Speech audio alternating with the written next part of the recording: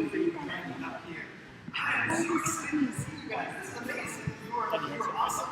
This was so cool. Parents, please do not feel any stress whatsoever about your kids getting up and making noise or doing kid stuff. I cannot be thrown off my game.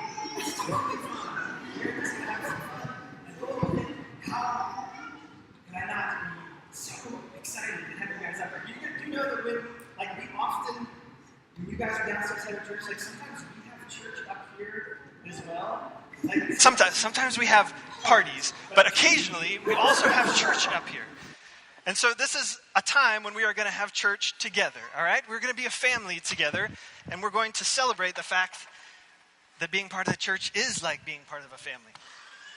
All right, so up here in Church for Larger Individuals, we have been studying the life of Peter. We've been talking about these stories from the Bible, right? We've been talking about this man, Peter, who follows after Jesus. And so today we're going to tell a story from the life of Peter, and it's kind of about what happens when you are really afraid. And I'm really curious, have any of you guys experienced something? Is there something that you were once afraid of? Maybe you were afraid when you were little, but now that you're bigger, you're not afraid of anymore. What is it?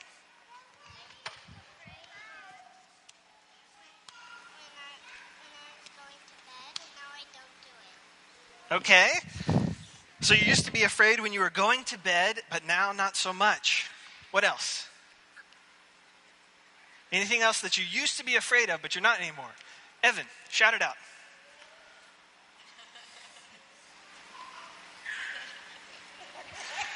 Many people say that public speaking is one of life's big fears.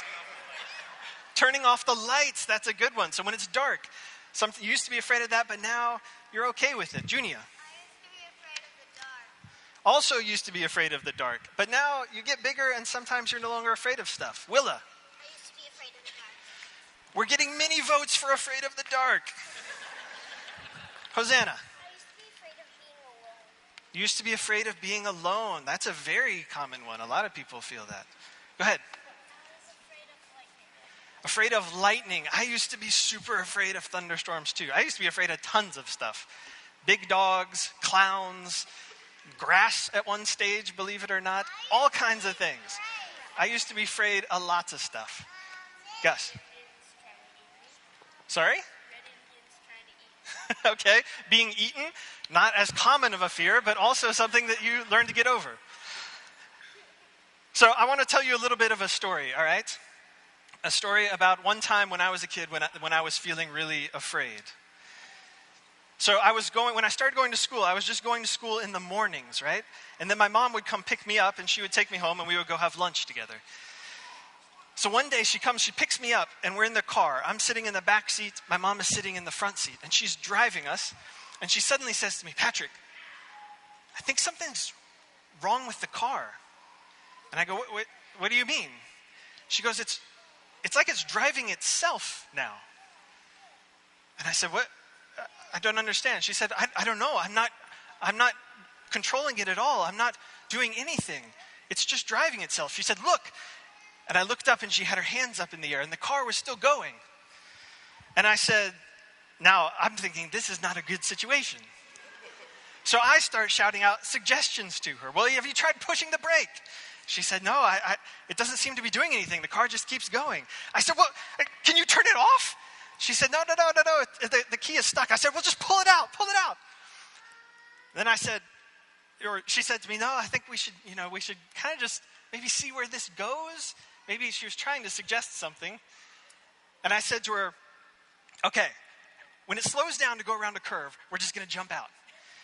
And I hear all around me like the sound of the locks going down in the car. And I go, "Mom, it's listening to what we're saying right now."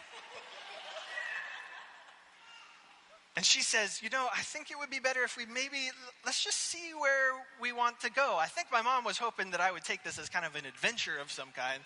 She didn't know her son very well. She didn't expect me to take it as like this horror death trap that as I was experiencing it. So we're driving along. And suddenly, looking out through the window, I'm thinking, all right, I'm going to trust my mom on this one, but Mom, you really got us in a bad situation here. And then as I'm looking out the window, I see up ahead,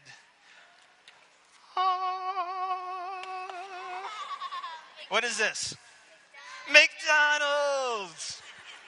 See, my mom had this thing that every once in a while, if it was like a really special occasion, on the way home from school in the morning, we would stop for lunch at McDonald's. And so when I saw that sign, suddenly some things started to fall into place. I was like, Mom, you old kidder, you got me again. She had been driving the car the whole time. And so I felt like things were out of control.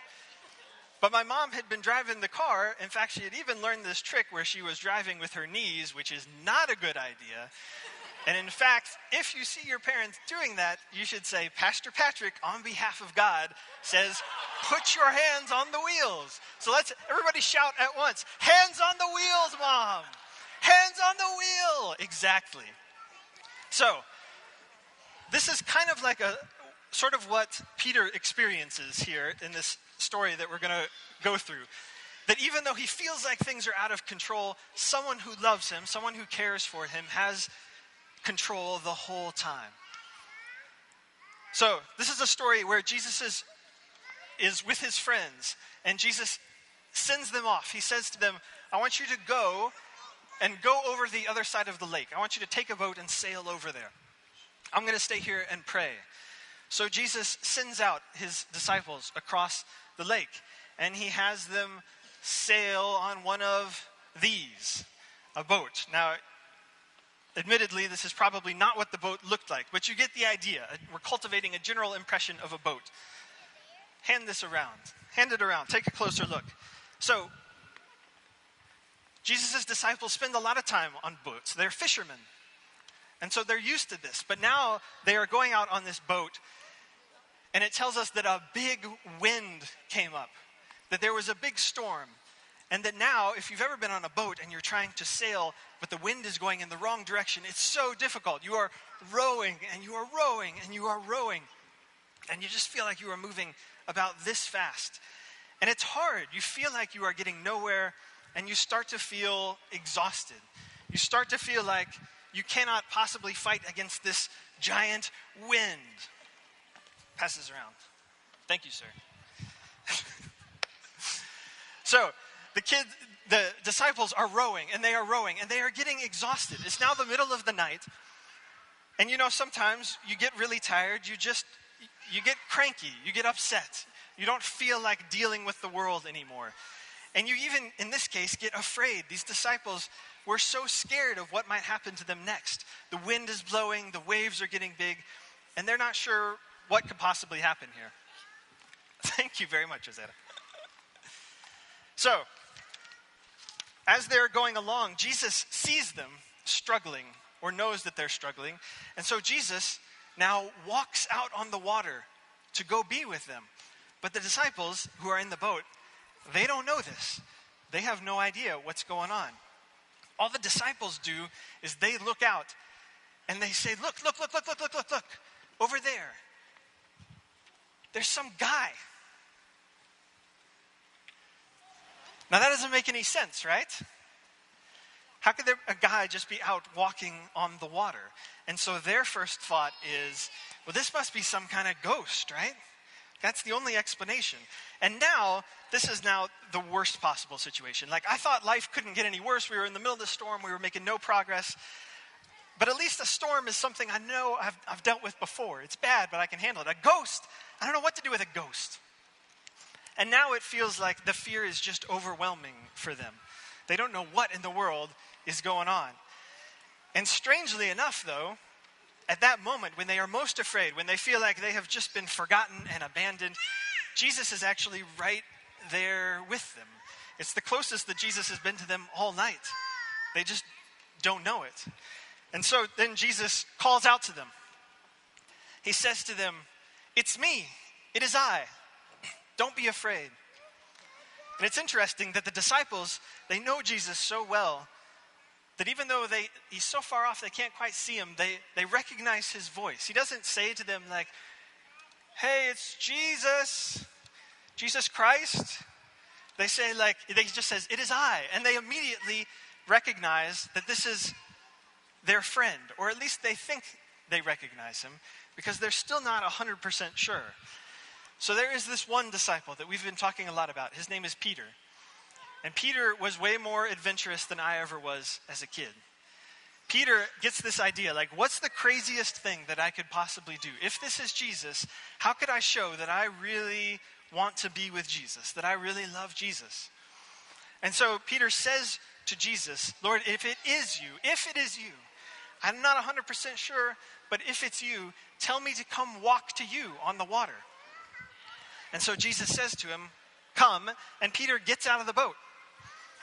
Now, I don't know, have you guys ever tried to like walk on a trampoline or like a bouncy castle or something like that? Like it's very difficult when your friends are all jumping on it. Like when I was a kid, I wasn't necessarily the most athletic, so all my friends would get on the trampoline and they would all be jumping around doing backflips, and I'm the one sort of like, "Hey guys, come on, I'm trying to walk here."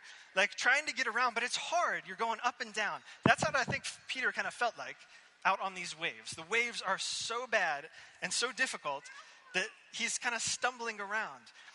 And now he starts to feel like maybe this was not such a good idea. He felt afraid at first, but Jesus was close by and he just didn't know it. Now he feels afraid even though he knows Jesus is nearby. And there's something important here for us, even for us as adults. Like we never really stop being afraid of things. The things that we're afraid of might change.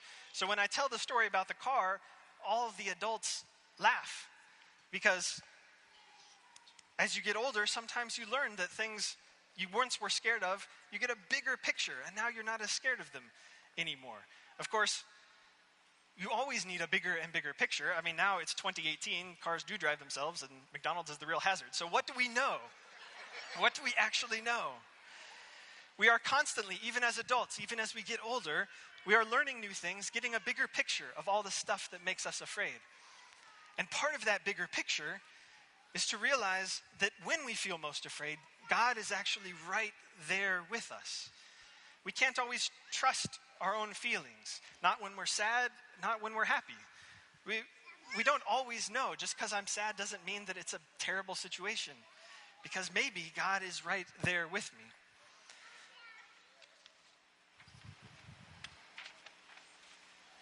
So I want to show you one more picture here. This is what the disciples' life looked like. This is what their boat looked like, being tossed around by the waves. And here's Peter, walking on the water. Now, as Peter is going, and he starts to feel like, okay, I don't know if I can trust this anymore, he starts to sink. And as he sinks, Jesus reaches out to him. And it says that Jesus grabs hold of him. And Jesus is now hanging on to Peter. And Jesus says to him, like, "Peter, you've been so silly. You've just been ridiculous." Because Jesus knows what Peter is still trying to learn. Jesus knows what it means to really be in charge. And so when Jesus gets back on the boat, suddenly all the wind and the waves, they stop. And everybody around says, "Wow, this Jesus, he really is someone that we want to pay attention to. This really is the Son of God."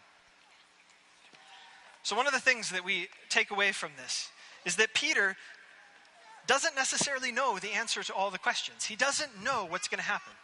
He doesn't even know necessarily that this is Jesus. But he finds a way to follow Jesus. He takes a step that out of the boat where he believes he's going out there to follow Jesus. And as he does, he learns along the way that Jesus is trustworthy. He learns as he's going. He doesn't figure out how to trust first and then follow Jesus. He figures out that Jesus is trustworthy as he's learning to follow Jesus. So, over the course of this summer, we have been inviting people to do certain things. We have been inviting people, first of all, to read through one of the Gospels. Because when we talk about in these ways that you can't always trust your feelings, that actually God is more dependable than your feelings, well, you kind of have to know a little bit about who God is. And so we're encouraging people to sit down and just come face to face with Jesus, to read through one of the Gospels, one of the stories of what Jesus has done. You know that today is, what is today? Father's Day. Today is Father's Day, right? Jesus often called God his Father, his heavenly Father. And we call God Father not because God is a guy, or not because God is some dude that, wears khaki pants and polo shirts like your dad. Our fathers, our parents, are trying to be like the original parent, our original father. They are trying in the best that they can to be like the one who really loves us and cares for us and protects us. And so this is the bigger picture that we need, that God is always there, that God is always around us and trying to protect us. So, the last thing, 2 things that I want to say to you before we're done. Following Jesus looks like many different things. And it might for you, it might for Julia look like going to China. It might for you look like inviting a friend to VBS. It might for you look like doing something that your mom asks you without questioning her. Sometimes it feels costly to follow Jesus, but when we step out, we learn along the way what it means to be cared for and to be loved.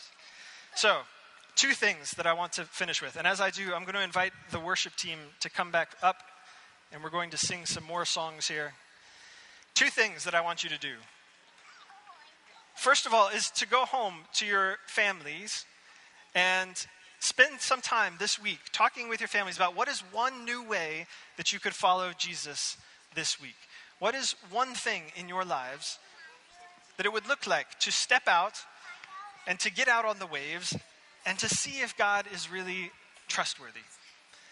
So that's the first thing. And then the second thing that I want to say to you as we wrap up is that, kids, in just a second, I'm going to have you, not yet, but in just a second, I'm going to have you go back and join your families, okay, where they're sitting.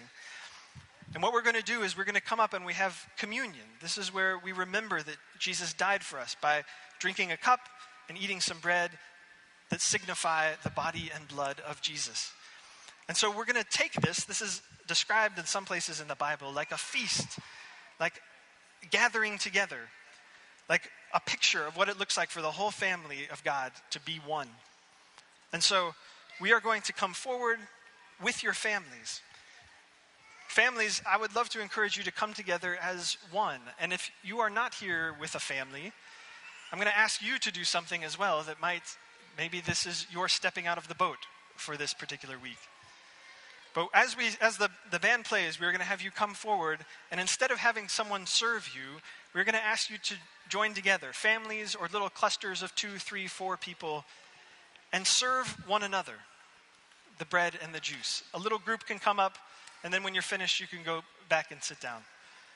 If you are here on your own or just visiting, this might be an opportunity for you to step out, to find some people around you as you come forward, to experience what it is like to treat this as a family meal, and to take the risk of being known here as part of the family, as people that we want to have, as people who are blessed and being blessed by brothers and sisters. A choice that we make to be family to one another. So, kids, take a minute now to go and find your families.